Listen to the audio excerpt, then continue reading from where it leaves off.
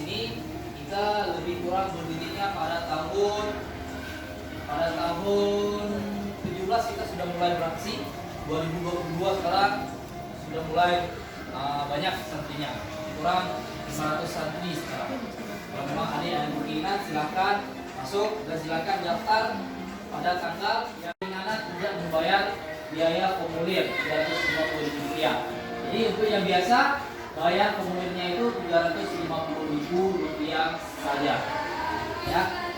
Jadi kita perhatikan di sini, ini bangunannya ya, itu asramanya, ini asrama pendidikan, ini dalam pembelajarannya seperti kita ini, di ruang gurunya, lagi satu.